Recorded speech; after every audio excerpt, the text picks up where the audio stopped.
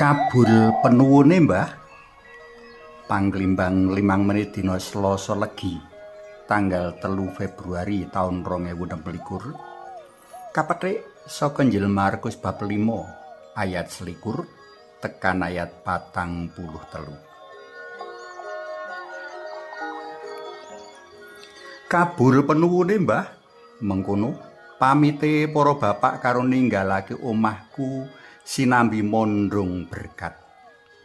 Pratelan iku uga kaucapake marang tangga teparu ing omah-omah liya kang padha duwe gawe slametan.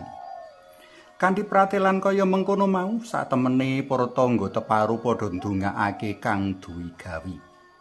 Donga banget prasaja ananging banget mitayani. Marga donga para tangga teparu iku panguripane brayat wong tuaku sempulur.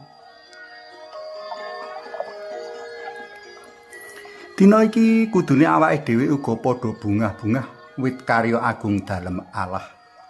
Panjenengane yasa kabecikan mligine marang brayate Yairus lan sawijining wong wadon kang 12 taun lawase lara ngraja getih kanthi ngabulake panuwun wong-wong mau.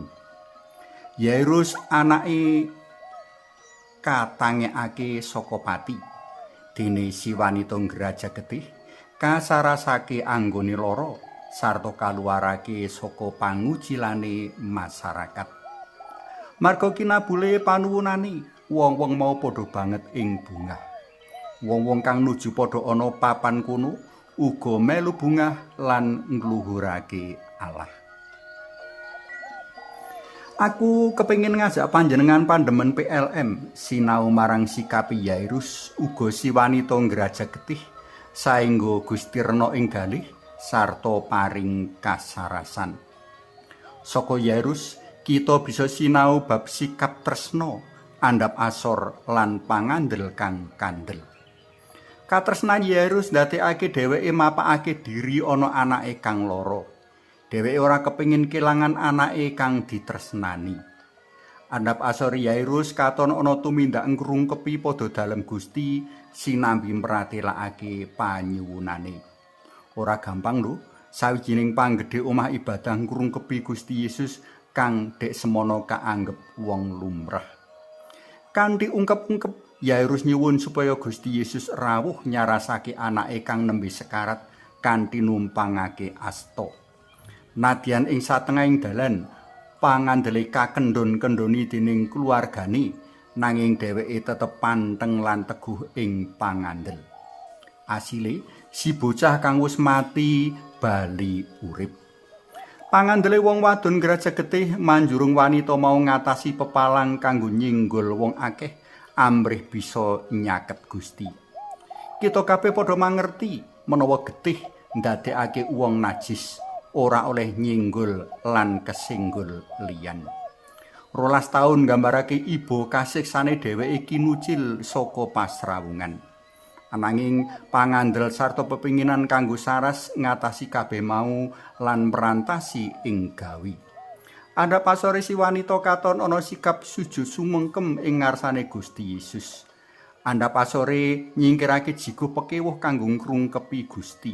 Mula Gusti Yesus ngendika, "Nggir putraku, pangandelmu wis nyelametake kuwi. Mundura kanthi slamet sarta warasa saka lelaramu."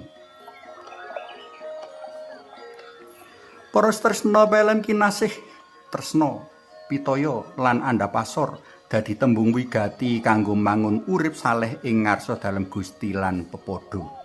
Rikala telung perkara iki karasuk kajiwa lan kasarira, urip kita bakal binerkan lan pinayungan dening Allah.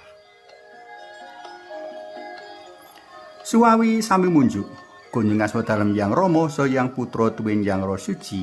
Amin. Gusti Yesus, sinten to kawula kok panjenengan kasih? Kawula menika tiyang dosa ingkang tansah damel cuwaning penggalih dalem. Nanging ngengeti agenging katresnan dalem kawula badhe sinau tumindak sae kados ingkang sampun katuladhakaken dening Yairus sarta tiyang estri ingkang saras saking sakit ngrajak getihipun. Panjenengan kawula puji lan luhuraken sareng Yang Rama lan Yang Roh Suci sakmenika sarta ing saklami-laminipun. Amin. Kunjung kasmetalem Yang Rama saha Yang Putra duwe Yang Roh Suci. Amin.